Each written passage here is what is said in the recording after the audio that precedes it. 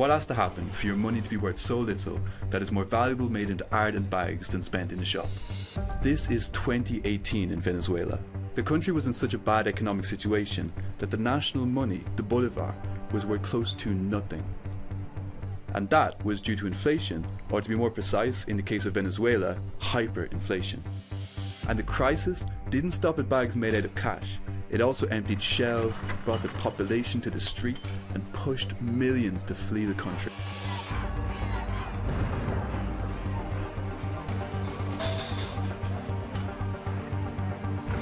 In 2022, it's Europe and the rest of the world's turn to worry about inflation. And it already has a major impact on our lives. Economic activity is slowing. We are asking the member states to reduce by 15% the gas consumption.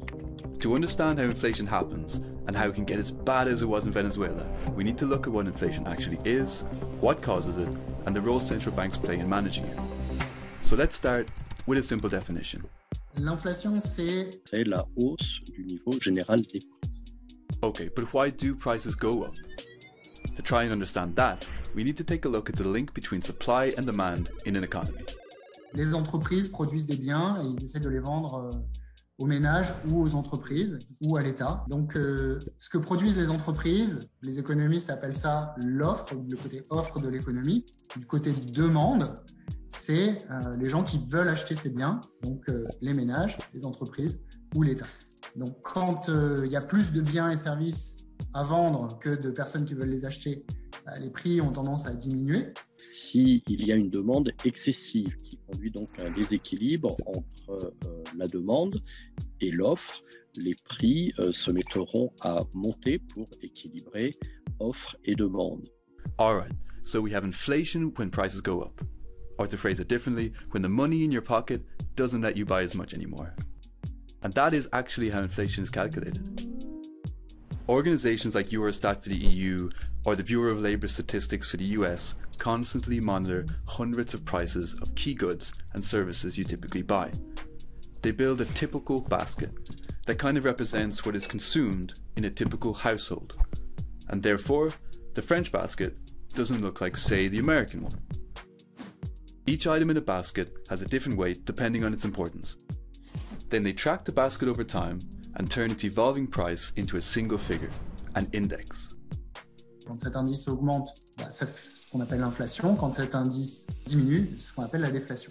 So we know how inflation is measured, and we know inflation comes from an imbalance between supply and demand. But what can cause those changes? Most economists agree that we can group the causes into three main categories. The first, which we touched on earlier, is related to growing demand. That one is called demand-pull inflation. A recent example would be what happened after the COVID lockdowns. We were stuck at home for a while, not spending much, and when we got out, we wanted to buy stuff. The problem was that the global supply chain was messed up and couldn't give us what we were looking for. And as we said earlier, higher demand plus limited supply equals higher prices. In other words, inflation. The second category is the cost-push inflation, and it's the flip side of the demand-pull inflation. This time it's the cost of actually making a product or service that increases. And that can be linked to a higher labour cost or an increased cost of raw materials due to shortages. Let's take a bike as an example. We know that if it costs more money for a company to build a bike because the price of rubber for tyres goes up, we'll end up paying more for that bike. And yes, Russian gas falls into this category too. Here, higher costs for companies means higher prices for consumers, and we get inflation. The last category is the built-in inflation, and the best example for it is the wage price spiral, and it goes like this.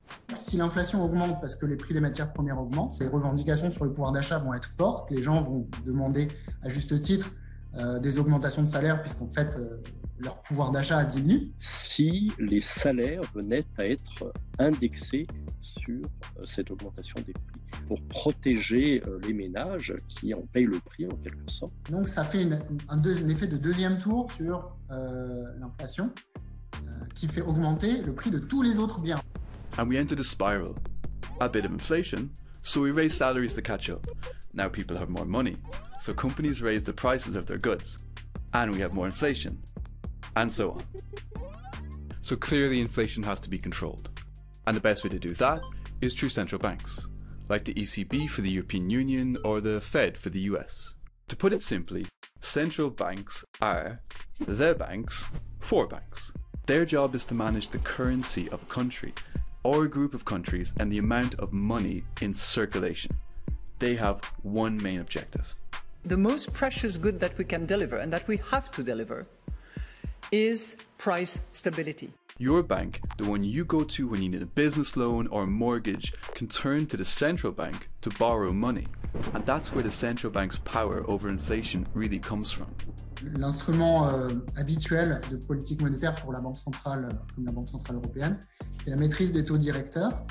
Okay, what that means is when the central bank changes its rate, they are essentially making it more expensive for your bank to borrow money. And your bank will have to reflect that onto you, in your mortgage or loan rates, for example. The overall goal is to try to slow down your spending, slowing the demand for goods in the hope that this will reduce inflation. But this way of fighting inflation doesn't come without a risk. Si on fait une politique restrictive, à ce moment-là, on crée une récession. Ça peut être bon pour la Banque centrale parce qu'elle va mieux réaliser sa cible d'inflation, mais c'est mauvais pour l'économie puisque ça augmente le chômage et ça réduit l'activité économique et ça crée une récession. We expect inflation to remain undesirably high for some time. The world may soon be teetering on the edge of a global recession, only 2 years after the last one.